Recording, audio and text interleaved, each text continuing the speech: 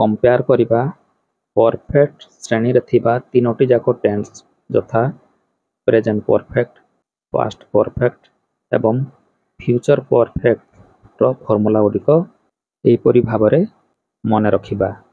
वर्तमान फ्रेंड्स एई वाक्यटी present tense रो present perfect continuous tense रे कोन हेबो देखिबा। आमे जानिले प्रेजेंट टेंस, पास्ट टेंस एवं फ्यूचर टेंस। जदि भी एही तीनोटी जाको टेंस रो डाउट वर्तमान सुधा रहिछि तेबे आसंतु एही तीनोटी जाको टेंस रो तुलना किंबा केते गुडिए सरल वाक्य गुडिकर उदाहरण को नै कंपेयर करिबा। जेपरि कि प्रेजेंट टेंस रो प्रेजेंट सिंपल वाक्यटी को देखिबा। से क्रिकेट खेले एई वाक्यर शेष शब्द जहा कि खेले एठारे शेष अक्षर कोन सुबुची ए, जहा कि फ्रेंड्स प्रेजेंट सिंपल रे अछि। तेनो यार फॉर्मूला टी होछि सब्जेक्ट प्लस वर्ब रे एस किंबा ईएस लागिवो। आमे जानि छंती सब्जेक्ट टी जदि तृतीय पुरुष एकवचन थिले वर्ब रे एस किंबा ईएस लागि थाए। जदि सब्जेक्ट टी तृतीय पुरुष एकवचन छाडी अन्य पुरुष रे थिले वर्ब रे एस किंबा ईएस लागि न थाए। ठीक अछि। जेपरि कि एई वाक्य रे से होछि तृतीय पुरुष एकवचन, तेणु वर्ब रे एस किंबा ईएस लागिवो। एठारे वर्ब किए खेलिबा, खेलिबा इंग्लिश कोन प्ले। तेणु एबे कहिलो देखि एही वर्ब किंबा क्रिया जहा कि प्ले टी रे एस लागिवो ना ईएस लागिवो। एठारे मने रखिबा कि प्ले वर्ड टी रे एस लागि थाए। तेणु ट्रांसलेशन टी किपरि करिबा ही प्लेज क्रिकेट। धरा जाऊ एही वाक्य रे से परिवर्ते तुमे क्रिकेट खेल। तुमे होछि तृतीय पुरुष एकवचन नुहे, तेणु एई वाक्यर वर्ब प्ले रे एस लागि न थाए। तेणु ट्रांसलेशन टी हेबो यू प्ले क्रिकेट। पुणी जदि कहिबा से क्रिकेट खेले कि हेले कोन हबो डज रे प्रश्न हबो, काहे कि ना से होछि तृतीय पुरुष एकवचन हला। जदि डज रे प्रश्न हबो प्ले रे दिया जाइथिबा एस टी लिभि जिवो। जेपर कि से क्रिकेट खेले कि डज ही प्ले क्रिकेट। से क्रिकेट खेले नाही, he does not play cricket. किए क्रिकेट खेले हु प्लेज क्रिकेट। से कौन खेले व्हाट डज ही प्ले। से क्रिकेट खेले नाही कि डजंट ही प्ले क्रिकेट। वर्तमान एही वाक्यर पास्ट टेंस रे थिबा पास्ट सिंपल रे किपरि ट्रांसलेशन करिबा। जेपरि कि से क्रिकेट खेलिला। एहार फॉर्मूला टी होछि सब्जेक्ट प्लस वर्ब हेबो पास्ट फॉर्म।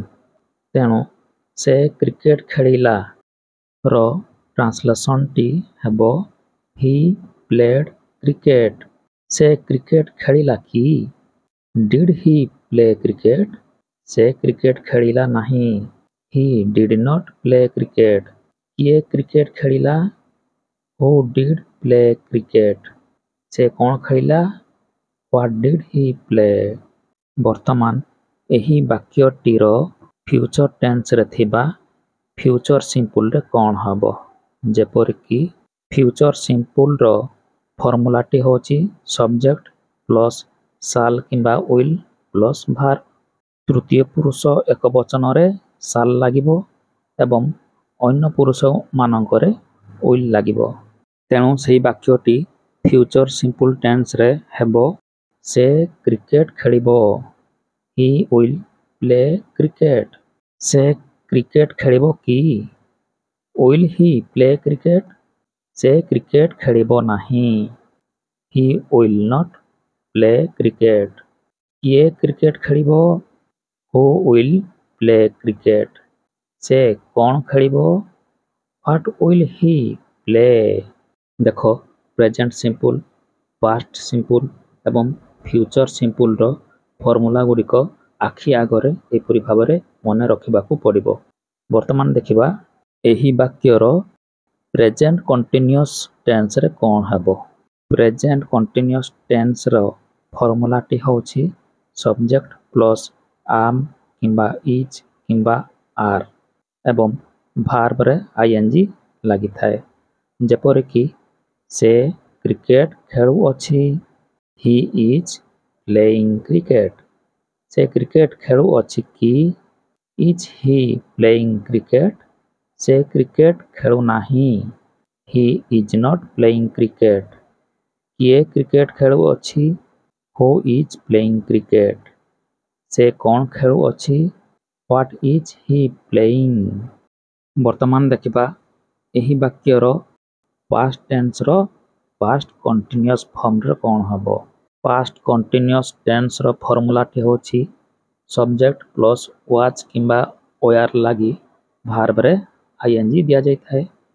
ଯେପରିକି ସେ କ୍ରିକେଟ ଖେଳୁଥିଲା। He was playing cricket. ସେ କ୍ରିକେଟ ଖେଳୁଥିଲା କି?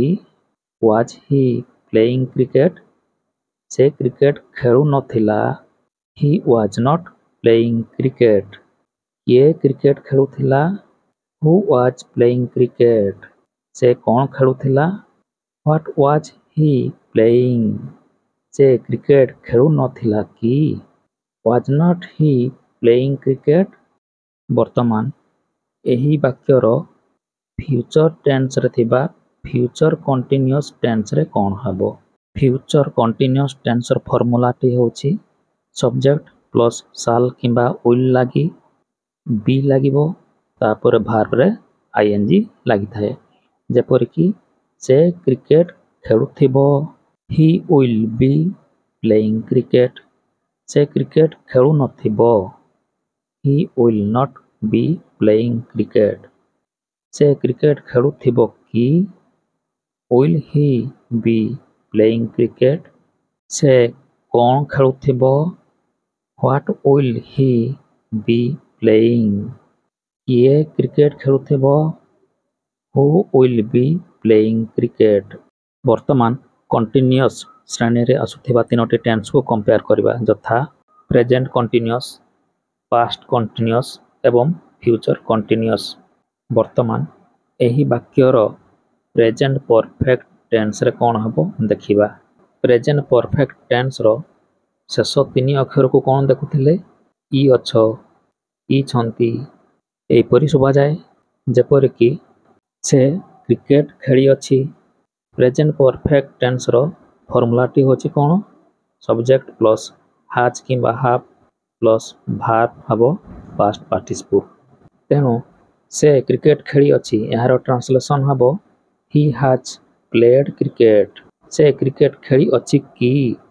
Has he played cricket? ସେ cricket ଖେଳିନାହିଁ।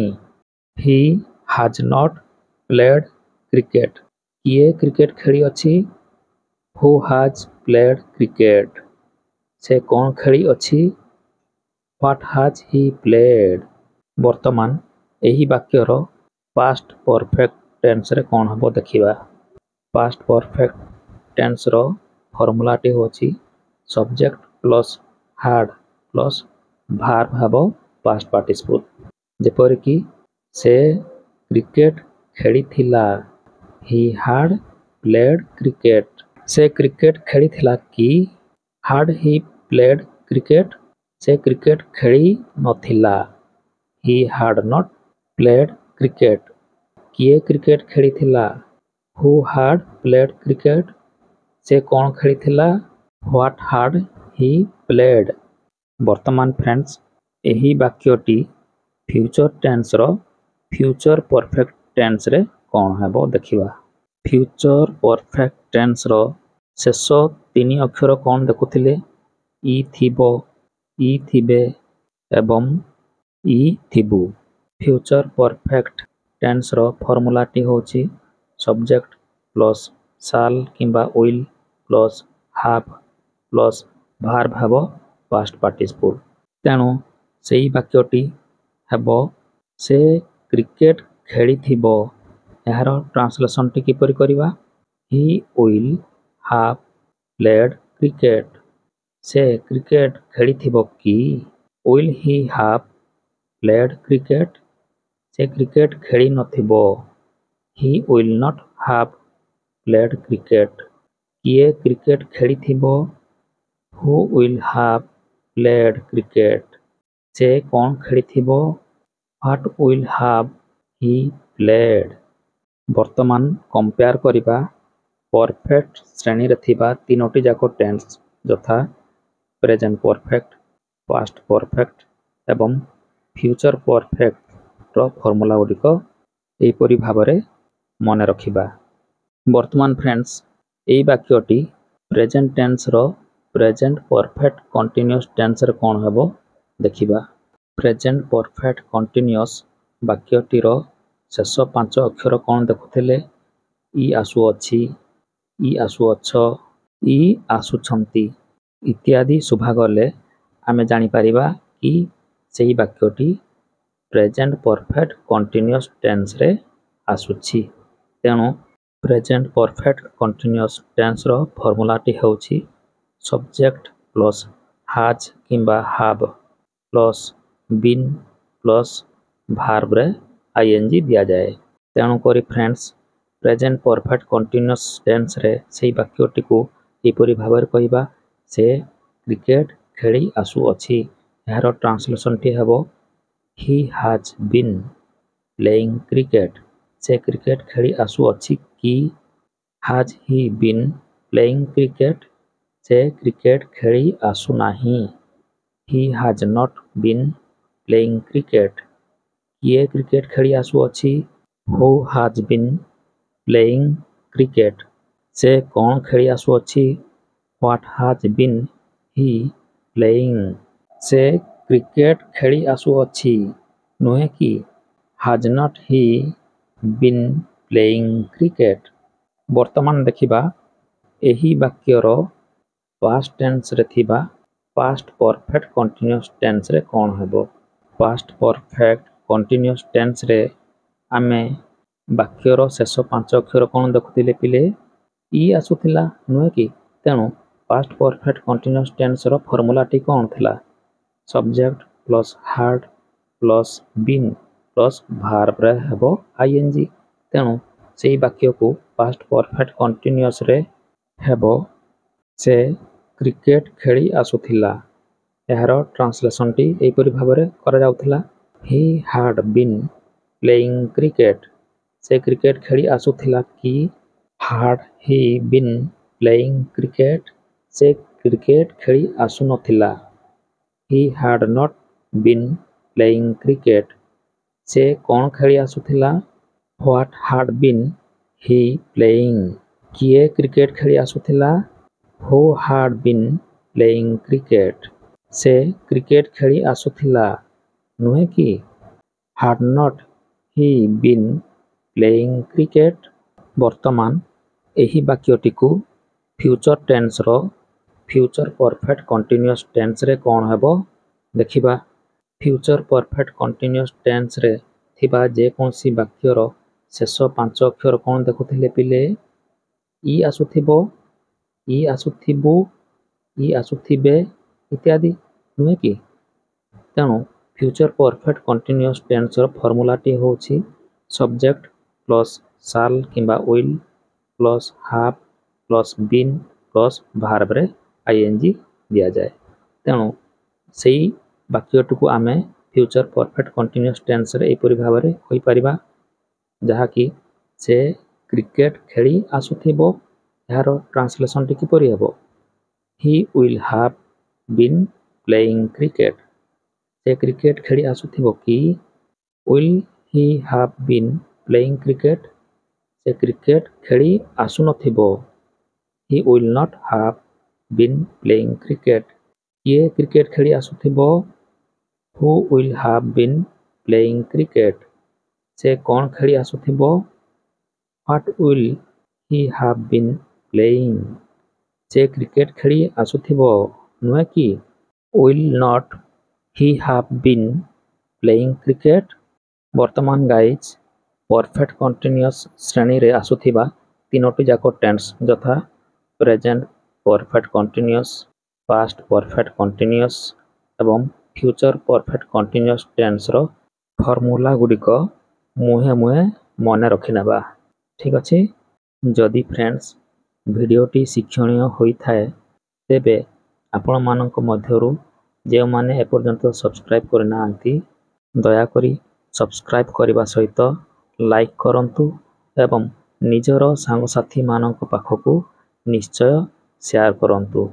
Thank you for watching this video.